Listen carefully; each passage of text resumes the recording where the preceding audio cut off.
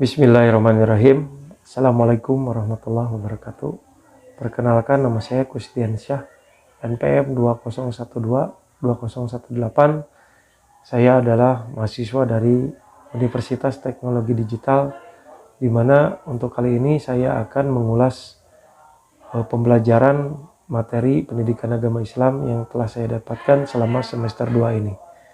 Di mana bab pertama adalah Hajatul Insan ila Rasul, kebutuhan manusia terhadap Rasul, di mana telah diterangkan di dalam Quran bahwa Allah telah menciptakan manusia dari seorang laki-laki dan perempuan dan telah menjadikan manusia hidup berbangsa dan bersuku-suku supaya kamu saling mengenal. Sesungguhnya orang yang paling mulia adalah orang yang bertakwa. Maka hadapkanlah wajahmu dengan lurus kepada agama Islam, kepada Allah melalui agama Islam. Di sini manusia juga mempunyai fitrah. Fitrah manusia ada 3, yaitu fitrah terhadap keberadaan Sang Pencipta, fitrah fitrah untuk menyembah Sang Pencipta, serta fitrah untuk mendapat hidup yang teratur. Di mana ketiga fitrah ini kita jalankan sesuai dengan petunjuk Allah melalui Rasul Muhammad SAW. Di mana Rasul mengajarkan kita untuk mengenal Sang Pencipta. Juga Rasul adalah sebagai panduan hidup, sebagai panduan kita untuk melaksanakan hidup ini, untuk melaksanakan ibadah ini kepada Allah Subhanahu wa Ta'ala, sehingga kita mempunyai cara ibadah yang benar. Untuk bab kedua adalah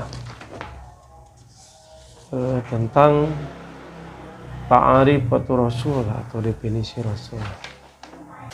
Rasul adalah lelaki yang dipilih dan diutus oleh Allah dengan membawa risalah kepada manusia.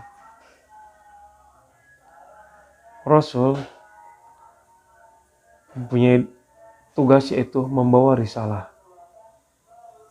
Lalu Rasul juga, sekali lagi kita ulang, adalah seorang tauladan dalam menjalankan risalah. Rasul memiliki ciri-ciri, diantaranya ciri-ciri Rasulullah adalah mempunyai sifat-sifat yang mendasar, di mana sifat-sifat yang mendasar ini yang pertama adalah sidik, jujur. Rasul mempunyai sifat sidik dan jujur atau jujur. Lalu sifat yang kedua adalah Rasul memiliki sifat amanah, terpercaya. Sifat yang ketiga adalah tabligh, artinya menyampaikan. Lalu Rasul mempunyai sifat fatonah, cerdas. Itu adalah sifat-sifat mendasar dari Rasulullah. Sedangkan ciri Rasul yang kedua adalah memperoleh mukjizat. Salah satu kisah mengisahkan bahwa atas izin Allah, Rasul salah satunya adalah mukjizat beliau adalah membelah bulan. Seperti yang telah dikisahkan melalui hadis-hadis terpercaya dari hadis riwayat Bukhari Muslim, bahwa Rasulullah pernah membelah bulan untuk membuktikan pada kaum jahiliyah bahwa beliau adalah seorang Rasul dan telah menunjukkan mukjizatnya atas izin Allah tentunya. Lalu ciri Rasul yang ketiga adalah berita tentang kedatangan beliau. Lalu ciri Rasul yang keempat adalah berita-berita tentang kenabian beliau Rasulullah SAW ketika wafatnya Nabi Isa alaihissalam.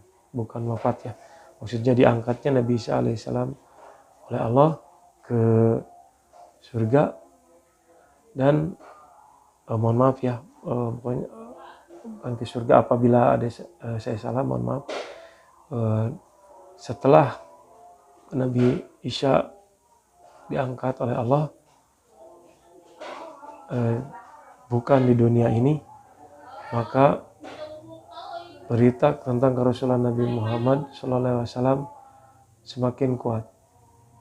Dan ciri-ciri Rasul yang kelima ya adalah hasil kerasulannya, dimana hasil dari kerasulannya ini telah menyebarkan agama Islam, merambah ke seluruh dunia. Lalu bab ketiga adalah tentang makanatu Rasul, kedudukan Rasul. Muhammad sallallahu alaihi wasallam, Rasulullah sallallahu alaihi wasallam. Nabi Muhammad Rasulullah sallallahu alaihi wasallam adalah seorang hamba di antara hamba-hamba Allah. Nabi Muhammad juga adalah seorang rasul di antara rasul-rasul Allah.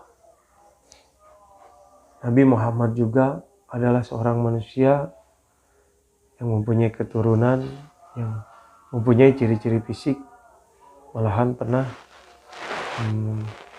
di satu kisah ketika Nabi Muhammad terluka akibat lemparan batu dari kaum yang pernah diajak oleh beliau sallallahu alaihi wasallam untuk masuk Islam. Tetapi Nabi Muhammad ketika berdarah, beliau menahan darahnya dengan tangan supaya tidak sampai jatuh ke tanah. Karena apabila sampai jika darah beliau sallallahu alaihi wasallam jatuh ke tanah, maka malaikat akan sangat marah melihat kejadian itu. Allah juga akan marah melihat kejadian itu, sehingga pernah ditawarilah suatu saat ketika beliau lagi duduk, malaikat menawarkan untuk menimpahkan sebuah gunung kepada kaum yang telah menyakiti Nabi Muhammad ketika beliau mengajak untuk masuk Islam. Kata malaikat, "Ya Rasul, perlukah aku timpahkan gunung ini kepada kaum yang telah menghinamu?" Tapi beliau sallallahu alaihi wasallam, Rasulullah, menjawab dengan bijak, "Jangan. Mungkin mereka belum tahu. Siapa tahu suatu saat nanti mereka akan sadar dan akan masuk ke memeluk agama Islam." Bedalah kalau dengan kita ya. Kalau kita ya namanya manusia, kalau tersinggung, jangankan untuk tidak mengucapkan kata kasar, malah kita mungkin akan memukul orang yang sudah menghina kita. Itulah keistimewaan Nabi Muhammad SAW, meskipun mempunyai keistimewaan, kekuatan, tapi beliau sangat sabar dengan apa yang menimpa kepadanya. Beliau juga, Nabi Muhammad SAW, menyampaikan risalah sama seperti Rasul yang lain, menunaikan amanah dan sebagai pemimpin umat yang pastinya. Nabi Muhammad SAW juga menyampaikan dakwah kenabian. Juga beliau mempunyai sejarah kenabian yang patut kita pelajari dan kita jadikan teladan, kita jadikan contoh untuk kehidupan kita di dunia ini, dimana sesuai yang terkandung di dalam Quran dan Sunnah. Makanya kalau kita beribadah harus sesuai dengan apa yang beliau contohkan, sehingga apa yang kita lakukan itu benar dan tidak menyimpang. Jadi memiliki fikih, diantaranya adalah fikih sirah, fikih siroh, fikih hukum, dan fikih dakwah. Dimana apa yang telah saya pelajari selama semester 2 ini adalah menggali lebih banyak tentang sejarah Rasul, siapakah Rasulullah, tentang bagaimana kita bersikap,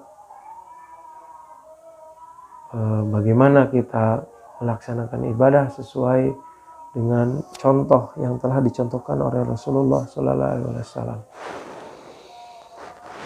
Mungkin itu yang bisa saya tangkap selama semester 2 ini. Benarnya adalah murni dari Al-Quran, dan kalau ada yang bukan kalau ya, dan apa yang salah disampaikan oleh saya itulah mutlak dari kebodohan saya sendiri.